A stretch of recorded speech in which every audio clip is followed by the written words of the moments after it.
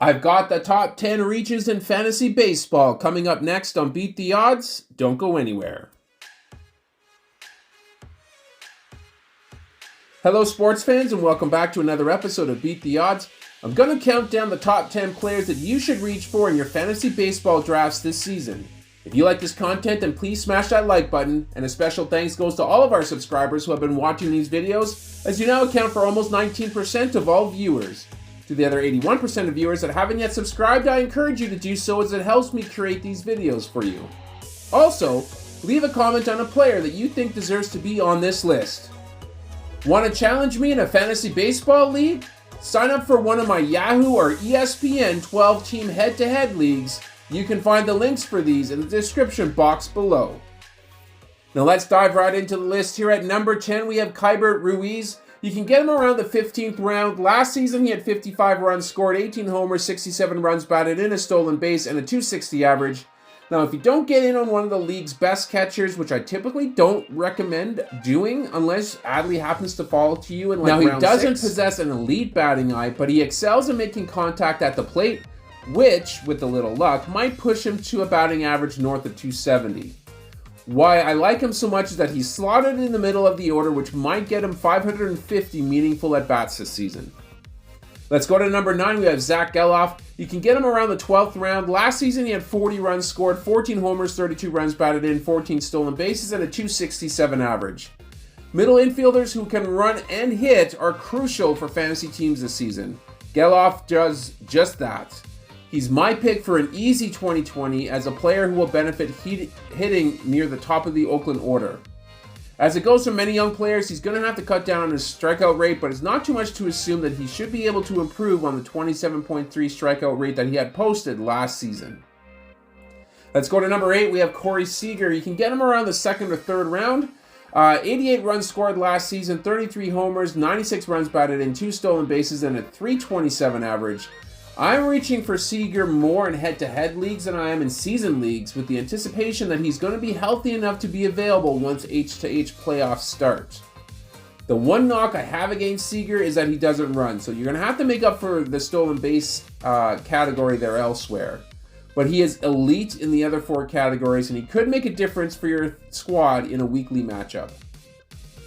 Moving on to number 7, we have Nolan Arenado. You can get him around the 8th or 9th round in drafts this season. Last year, he posted 71 runs scored, 26 homers, 93 runs batted in, 3 stolen bases, and a .266 average. Arenado's value has dropped 3 full rounds from last season, so I'm buying the dip. The Cardinals are going to be a better offensive team this year, and Arenado will be at the center of it all. A return to 100 RBIs is not out of the question for him. He's a great ad, and he should pay off nicely for any team who happens to land him after the 8th round. Going to number 6, we have Tarik Skubal. You can get him in the 5th or 6th rounds this year. 7 wins last season, 102 strikeouts, 2.80 ERA, and a .90 whip. Skubal's expected ERA last season, well, that would be actually .230. His strikeouts minus walk percentage, that sits at 28.4%.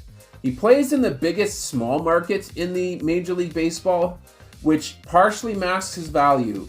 I would be willing to pick him up in the 4th round in certain circumstances, as he can be a top 5 starting pitcher this season.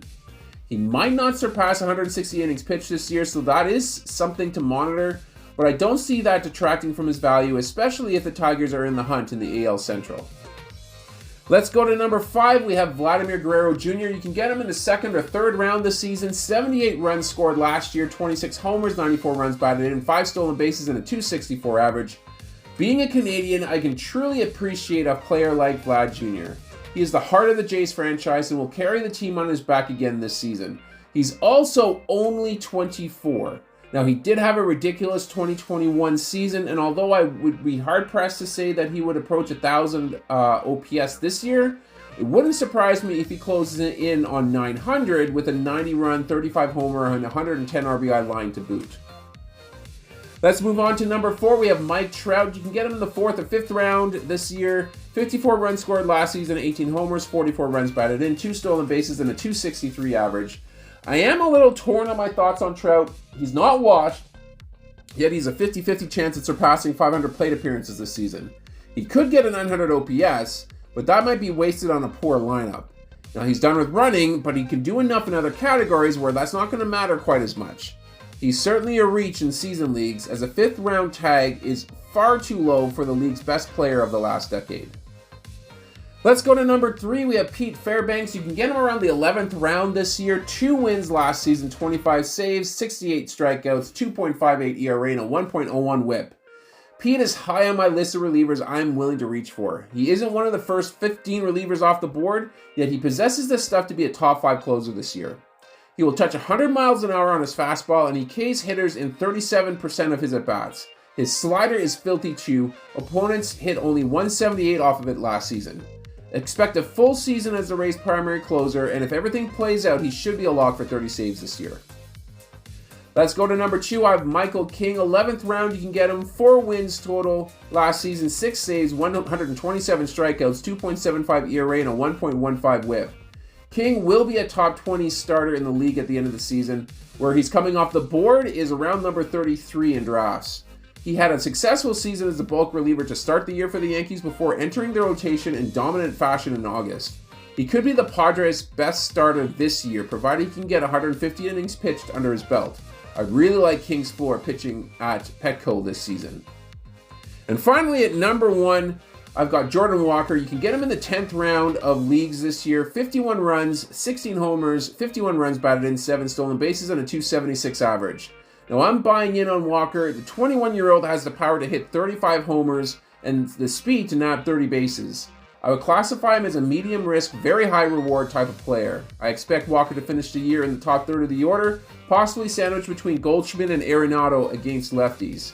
His hot spring last season has many salivating, but I think this will be the year that we see Walker showcase his talent. And that's going to do it here for this episode. I hope you guys enjoyed it. If you did, please leave a like on the video and subscribe to the channel for more content like this. I'm going to sign off for now, but I will catch you guys on the next episode.